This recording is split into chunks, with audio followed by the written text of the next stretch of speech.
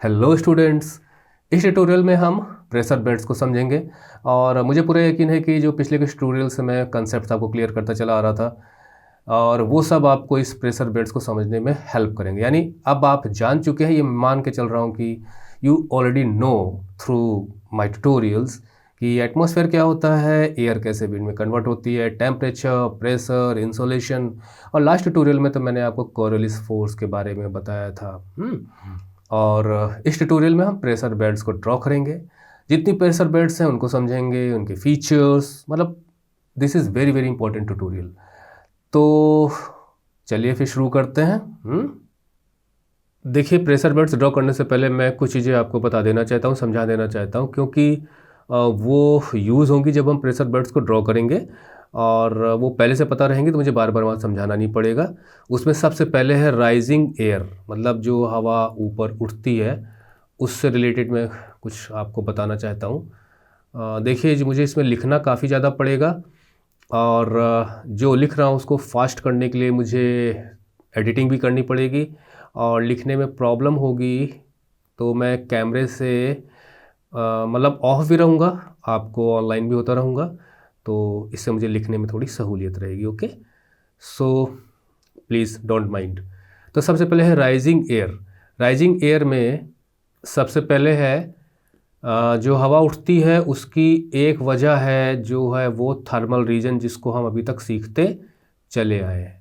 Thermal region का मतलब due to insolation of the sun, मतलब सूर्य की जो रोशनी पड़ती है ना, और वो डिफरेंशियल हीटिंग होती है, सारी चीज़ें मैं बता चुका हूँ। तो थर्मल रीजन की वजह से एयर राइज करती है, ठीक है। और जो एयर राइज करती है उसको मैं कुछ लिख देता हूँ, कुछ पॉइंट्स। वो कन्वेक्शन के रूप में होती है, जो आपने साइंस में पढ़ा होगा ना, जैसे सरफेस हीट करती है तो एयर राइज करती है, कन्वेक्शन के फॉर्म में वो राइज करती है, ऊपर उठती है। और उठती हुई हवा में मॉइस्चर होता है, तो वो एक अनस्टेबल वेदर कंडीशंस क्रिएट करती है, मतलब वेदर फॉर्म करती है, अनस्टेबल वेदर कंडीशंस। थोड़ा राइटिंग को माइंड मत करिएगा क्योंकि ये बोर्ड उस तरह से नहीं है जैसे हम लोग लिख लेते हैं वाइट बोर्ड पे। तो अनस्टेबल वेदर कंडीशंस फॉर्म होती है, मतलब कि रेन वगैरह होती है, क्लाउड फॉर्मेशन होता है। और तीसरी चीज़ कि रेन फॉर्म होने की वजह से जो कन्वेक्शन करेंट्स के जो रीजन्स होते हैं वो वेट होते हैं, wet regions, wet regions, dry regions नहीं होते हैं। देखिए डायग्राम, देखिए किस प्रकार से एयर राइज हो रही है ना। लो प्रेशर एयर क्यों राइज करती है, सारी चीज़ें मैं ऑलरेडी बता चुका हूँ, समझा चुका हूँ आपको। सन के इंसोलेशन का क्या असर होता है इन पर, क्यों उठती हैं, सरफेस वार्म है इस वजह से उठ रही हैं। उठती हुई हवाएं हल्की होती हैं, नीचे लो प्रेशर क्रिएट करते हुए आगे बढ़ती हैं। इनमें मॉइस्चर होता है, क्लाउड फॉर्म होता है, जब ऊपर चलती हैं ना तो थोड़ी ठंडी होती हैं, फिर ये क्लाउड्स फॉर्म होते हैं, जो वाटर ड्रॉपलेट्स होती हैं, जो वेट वाटर वेपर्स होती हैं, कंडेंस होती हैं, फिर रेन होता है, इसलिए अनस्टेबल वेदर कंडीशंस क्रिएट करती हैं। कन्वेक्शन करेंट्स आप जानते हैं कि हीट होने की वजह से जो करेंट्स ऊपर राइज करती हैं वो कन्वेक्शन करेंट्स होती हैं। और निश्चित है कि जहाँ पर इस तरह के वेदर फॉर्म होंगे वो वेट रीजन होगा। और अगर हम प्रेशर बेल्ट की बात करें तो ये जो राइजिंग एयर है जो थर्मल रीजन की वजह से होती है, यानी इंसोलेशन की वजह से होती है, आप कह सकते हो हीटिंग की वजह से होती है, तो वो बनेगी equatorial low pressure belt. Equatorial low pressure belt, जो आप बाद में हम देखेंगे 5 डिग्री नॉर्थ से लेके और 5 डिग्री साउथ तक एक्सपेंड करती है। चूँकि यहाँ पे वेट रीजन्स होते हैं इसलिए इक्वेटोरियल लो प्रेशर बेल्ट में रेन फॉरेस्ट्स पाए जाते हैं। तो पानी खूब बरसता है तो जंगल भी हो जाते हैं, पेड़ पौधे हो जाते हैं, वेजिटेशन देखने को मिलती है अच्छी खासी। तो राइजिंग एयर का एक कारण तो ये हो गया। दूसरा जो राइजिंग एयर का कारण है वो है डायनामिक रीजन। नंबर 2 जो है वो डायनामिक प्रेशर बेल्ट्स देखने को मिलती हैं, डायनामिक रीजन, ठीक है। देखिए डायनामिक रीजन होता है वो रोटेशन ऑफ अर्थ, उसकी वजह है रोटेशन ऑफ अर्थ।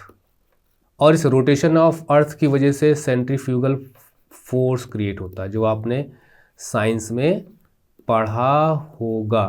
आप जानते हैं कि कोई बॉडी अगर मूव कर रही है, मतलब कर्व्ड में उसका मतलब चल रही है वो, तो उसमें सेंट्रीफ्यूगल फोर्स बनता है जो उसे केंद्र से, सेंटर से बाहर की तरफ फेंकने की कोशिश करता है।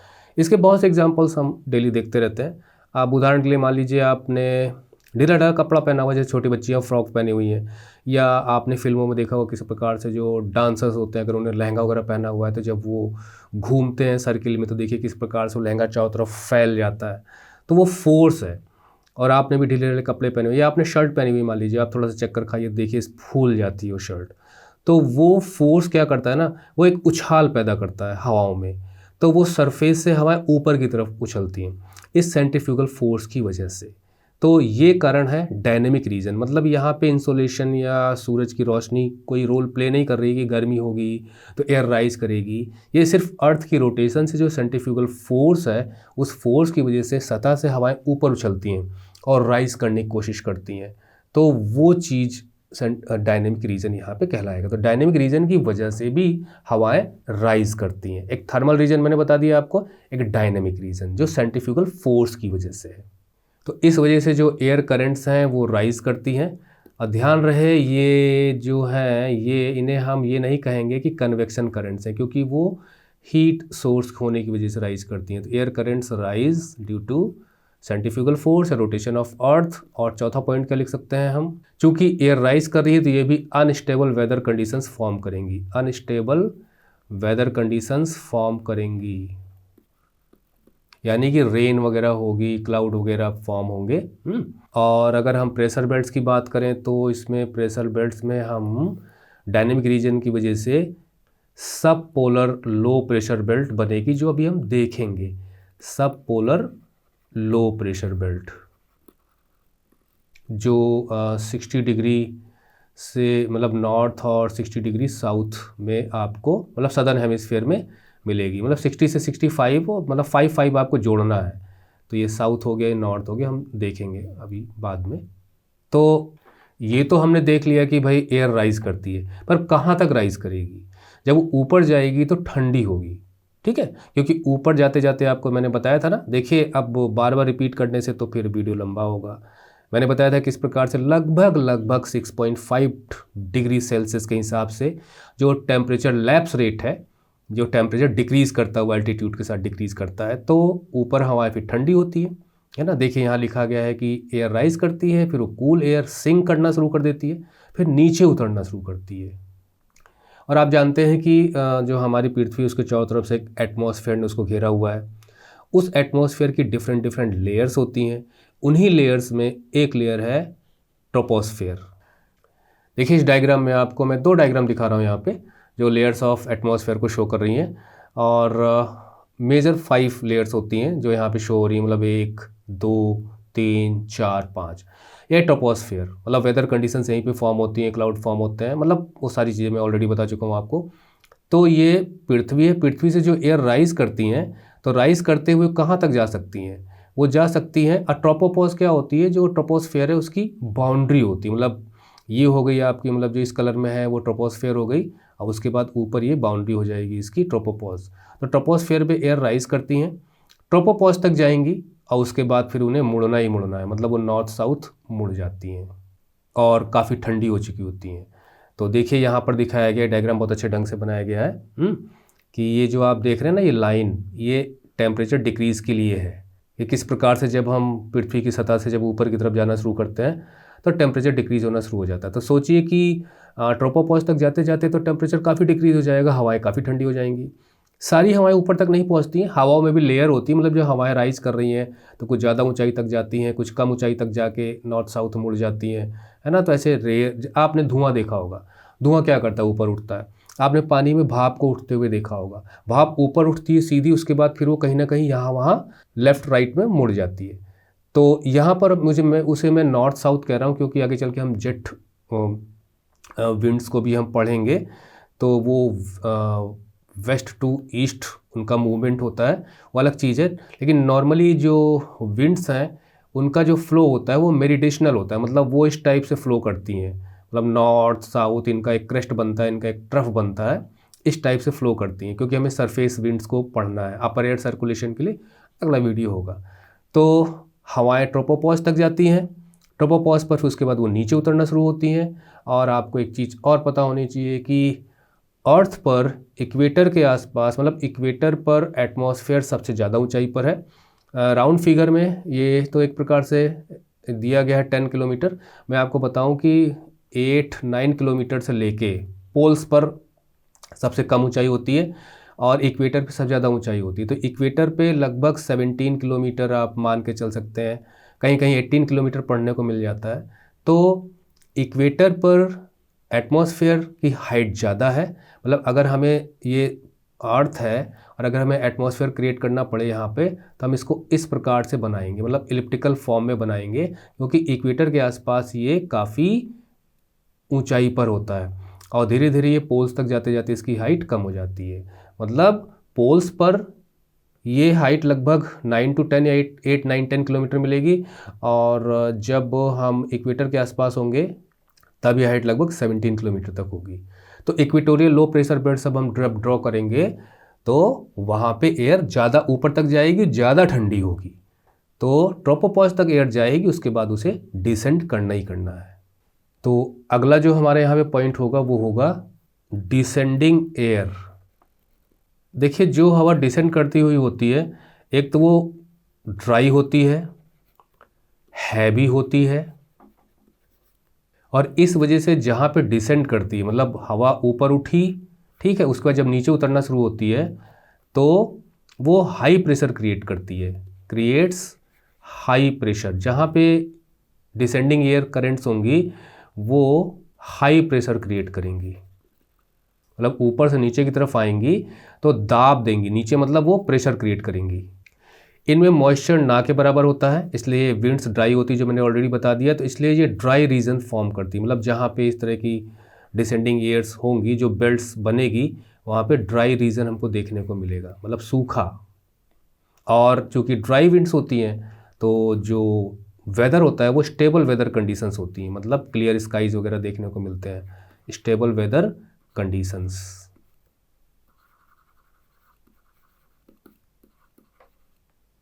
और ड्राई रीजन की वजह से यहाँ पे हमें डिजर्ट्स देखने को मिलते हैं, ठीक है। वो सब चीज़ें हम प्रेशर बेल्ट्स बनाएंगे तो वहाँ देखेंगे।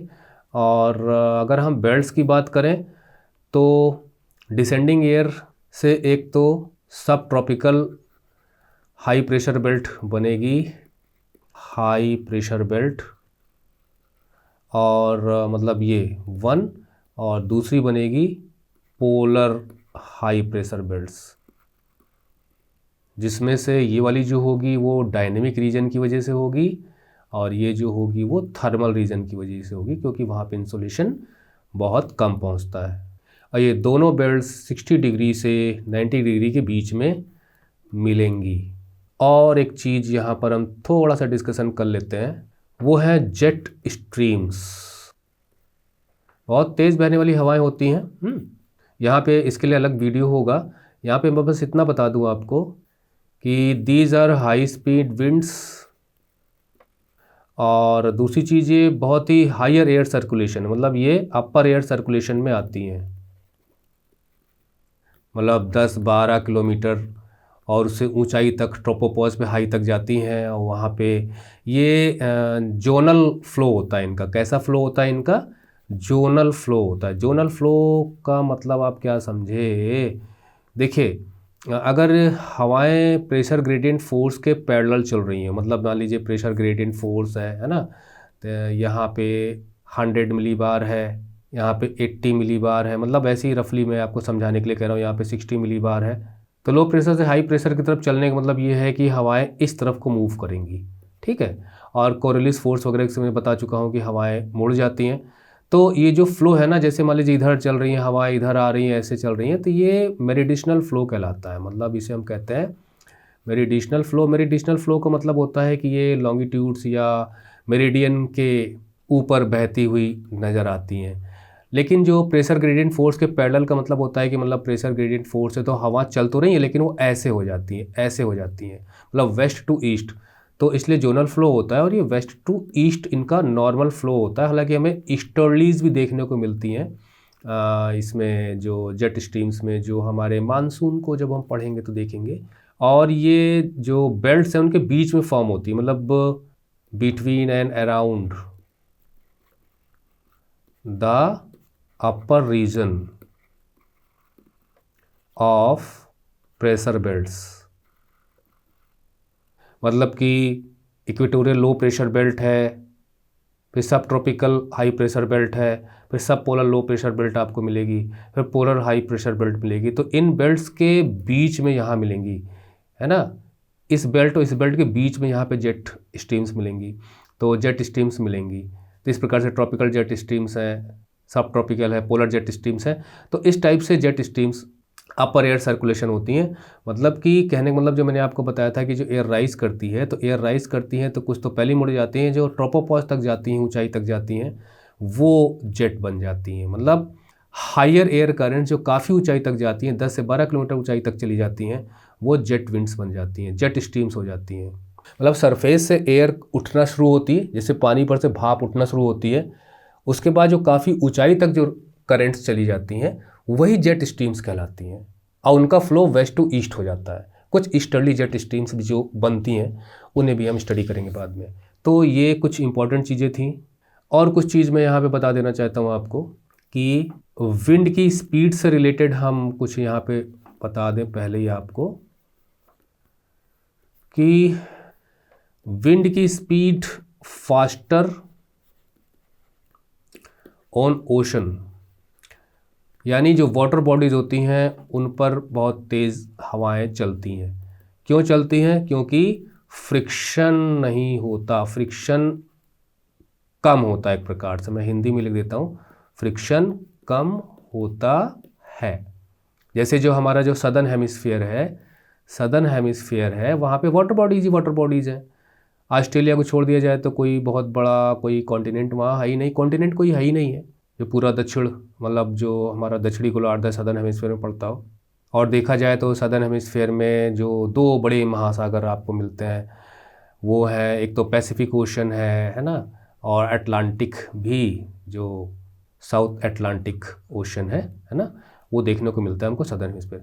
तो जो वाटर बॉडीज़ होती हैं समुद्रों के ऊपर हवाएं काफ़ी तेज़ चलती हैं, और जो इसमें हम आगे चल के, वैसे मुझे भूलना नहीं चाहिए जब मैं आपको ये प्रेशर बेल्ट्स बताऊंगा कि वहाँ पे हम 40 डिग्री से लेके 60 डिग्री के बीच में मैं 3 हवाओं के बारे में आपको बताऊंगा, है ना। एक होगी आपकी रोरिंग 40s, उसके बाद हम पढ़ेंगे यहाँ पे 50 डिग्री के आसपास फ्राइटनिंग 50s, और 60 डिग्री पर श्रीकिंग 60s, ये भी आपको मैं बताऊंगा। और ये सदर्न हेमिस्फीयर में होंगी, और वाटर बॉडी होने की वजह से बहुत तेज़ हवाएं चलती हैं। और दूसरी चीज़ ये है कि जो कॉन्टिनेंटल पार्ट है, कॉन्टिनेंटल पार्ट का मतलब ये है कि जहाँ पे लैंड एरिया हमें देखने को मिलता है, कॉन्टिनेंटल एरिया ना, महाद्वीपीय क्षेत्र, तो वहाँ पे फ्रिक्शन देखने को मिलता है। पता चला कि हवाएं चल रही हैं तो पेड़ से भी टकरा रही हैं, पहाड़ है, कोई भी ऊंचा है, यहाँ तक अर्बन एरियाज में जो घर है, तो उन सब से हवाएं टकराती हैं, उनकी स्पीड कम होती है, दिशा बदलती है। तो इसलिए कॉन्टिनेंटल एरिया में जो स्पीड होती है हवा की, लो स्पीड हमें देखने को मिलती है। मतलब उन्हीं डिग्रीज़ में, अगर हम इन डिग्रीज़ की बात कर रहे हैं, तो जो नदर्न हेमिस्फीयर है वहाँ पर उतनी स्पीड हवाओं की नहीं मिलती, और इन्हीं डिग्रीज़ में सदर्न हेमिस्फीयर में अच्छी खासी स्पीड देखने को मिल जाती है। Roaring 40s, frightening 50s and shrieking 60s। तो मेरे ख्याल से मैंने लगभग जो इम्पोर्टेंट चीज़ें यूज़ होती मैंने बता दी, कि जो सरफेस एरिया है, सरफेस है मतलब वहाँ से जो करंट्स राइज़ करती हैं, राइज़ करते काफ़ी ऊंचाई तक जाती हैं, फिर उसके बाद वो मुड़ती हैं, नीचे उतरती हैं, नीचे उतरकर जब सरफेस पे बहना शुरू होती हैं, चाहे इस तरफ चाहे उस तरफ, तो सरफेस विंड्स बन जाती हैं। जो विंड्स हमें महसूस होती हैं वो सरफेस विंड्स होती हैं, और उन्हीं प्लेनेटरी विंड्स को हम ड्रॉ करेंगे जब ये प्रेशर बेल्ट्स को ड्रॉ करेंगे।